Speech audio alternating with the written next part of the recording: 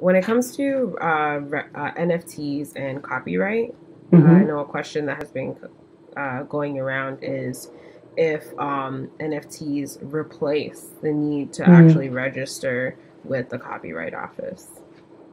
Absolutely not. Absolutely not. There is no replacement. There are a number of, this was a topic that would come up a lot even before non-fungible tokens came into public view, because we know they've been around for a minute, but now they're in public view, so we're really talking about it. And even before this space, there were platforms that suggested that they would replace the Copyright Office and the various copyright offices around the world. So instead of having to worry your pretty little head about registering with a Copyright Office, and it's a very small amount of money to do, and it doesn't take much time. We'll get to that in a minute. Just come here and you'll enter the facts and circumstances of creation, and we will, it will be recorded to a public blockchain that's immutable, and ta-da. But what I said earlier remains true. Until you file with the Copyright Office, you cannot file for infringement. You can have all the evidence that you want in the world, and it would be great evidence of something, the facts and circumstances that existed at a particular time. Wonderful. But unless and until you file with the federal office created in order to administer these rights, you're SOL. Another thing that... Sorry, would one you final recommend... thing. Okay, go ahead.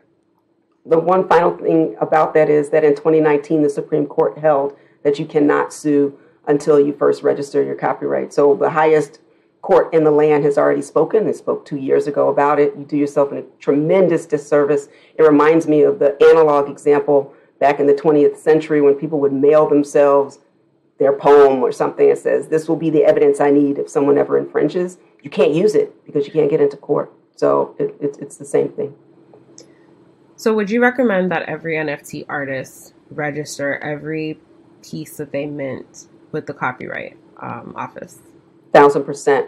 One of the, without fail, you are doing yourself an extraordinary disservice, not only to your art, but also to your legacy, if you do not protect these rights. And the reason, there are many, but the technological barriers to replication, or someone taking something and creating their own NFT from it and exercising ownership control and monetizing it, it's just so much easier.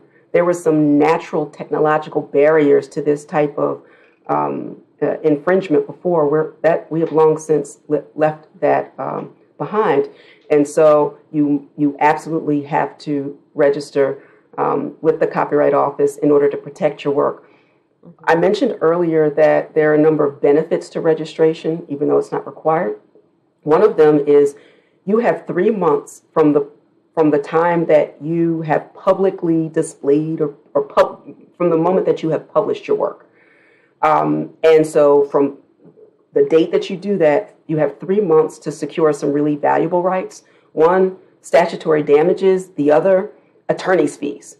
That means that it's really difficult sometimes to establish the monetary damages that a copyright owner suffers when somebody infringes on their work. I mentioned before we started recording that I was a performance poet, and I have a CD and some books out and things like that.